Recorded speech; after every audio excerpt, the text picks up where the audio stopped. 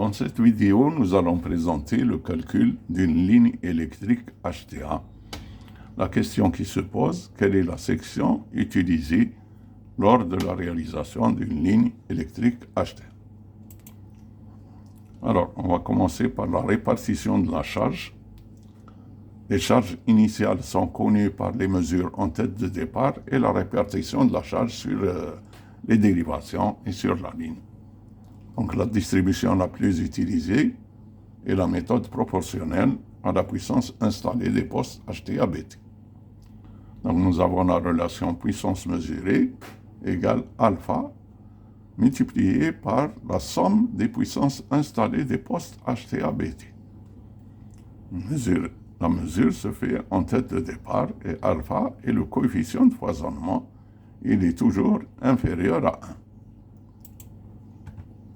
Maintenant, on va voir la chute de tension relative, delta U sur U égale M sur M1.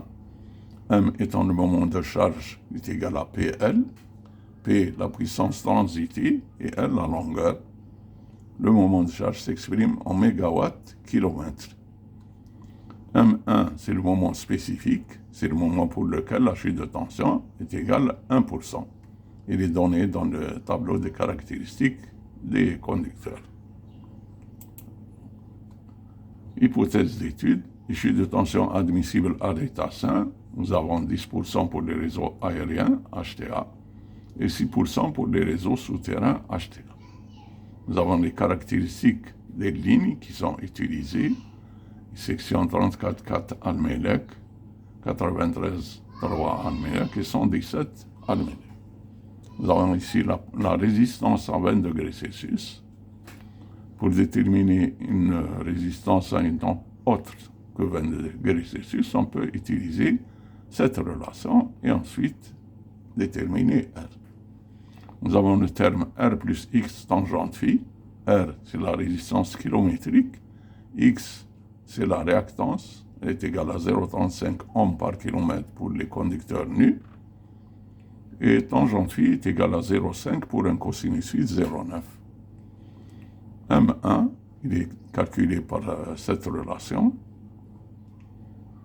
Donc le terme R plus X tangente phi, il est utilisé pour déterminer le moment spécifique M1.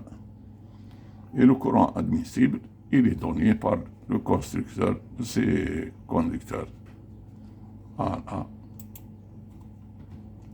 Alors, pour déterminer la section de la ligne aérienne HTA, premièrement, il faut calculer le moment de charge total de la ligne, c'est-à-dire la somme des moments de charge de chaque tronçon.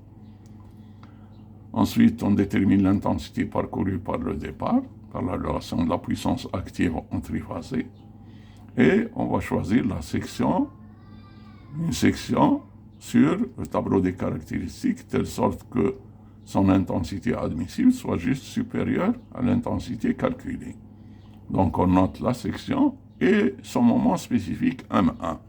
Ensuite, on détermine la chute de tension en bout de ligne, delta U sur U égale M sur M1, et on vérifie que cette chute de tension calculée soit inférieure à la valeur admissible. Alors maintenant, on va donner un exemple de ligne aérienne. Répartition de la charge uniformément proportionnelle aux puissances installées des postes HTA-BT. Donc, on nous demande de calculer la chute de tension sur les nœuds aval de chaque tronçon et puis faire le cumul pour déterminer la chute de tension en bout de ligne. Voilà le schéma de la ligne. Nous avons deux tronçons artères principales en 93 carrés sur 10 km chacun et deux dérivations en 34,4, l'une 10 km et l'autre 5 km. Donc il s'agit de déterminer la chute de tension sur chaque point et finalement on détermine la chute de tension totale en bout de ligne. Voilà, donc on va commencer par déterminer le coefficient de foisonnement alpha par la puissance mesurée et la somme des puissances installées. Donc alpha égale la puissance mesurée divisée par la somme des puissances installées. Nous avons trouvé 9580 kVA pour la puissance installée. Et la mesure, puissance mesurée égale à signe de 3, U, intensité mesurée 147,5. Donc on trouve le coefficient 0,8. On va affecter à chaque fois par le coefficient 0,8 les puissances de chaque tronçon.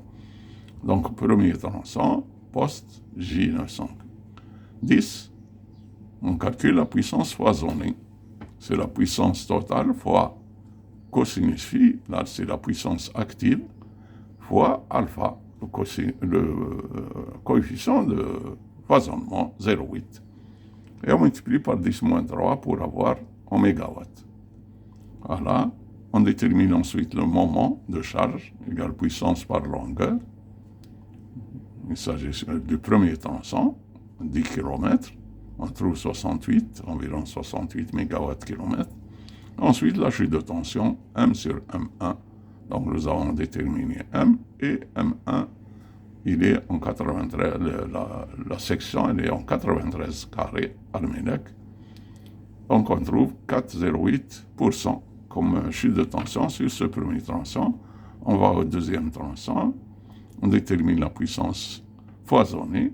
Donc, c'est la puissance transitée sur le tronçon, fois le cosinus phi pour déterminer la puissance active.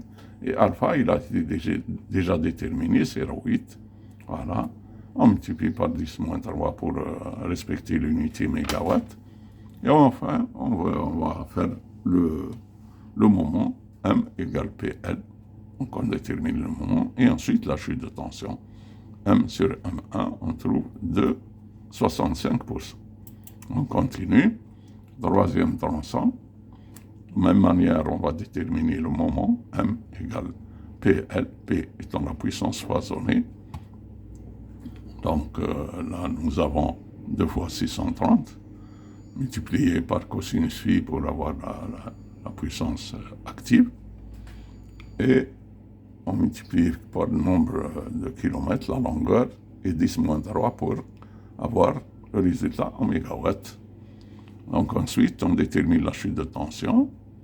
M sur M1, on trouve 1,14. Et le quatrième tronçon et dernier, on opère de la même manière. On détermine le moment de charge, PL. Voilà, on trouve 5,76 MW/km. Ensuite, la chute de tension, M sur M1, on trouve 0,72. Et finalement, on va faire le cumul. Alors, le cumul, il se fait du point où on veut chercher la chute de tension et on va vers le cheminement vers le poste. Donc, on va additionner la chute de tension de ce tronçon plus celui-là, plus celui-là. Donc, le tronçon support 100, P200 n'est pas concerné. Et quand on va déterminer la chute de tension en ce point-là, donc il faut suivre le cheminement du point vers le poste. Donc on va additionner la chute de tension de cette dérivation plus la chute de tension de ce tronçon-là plus la chute de tension de ce tronçon. La deuxième dérivation n'est pas considérée dans ce cas-là. Donc on revient à nos calculs et on fait la somme comme on a dit.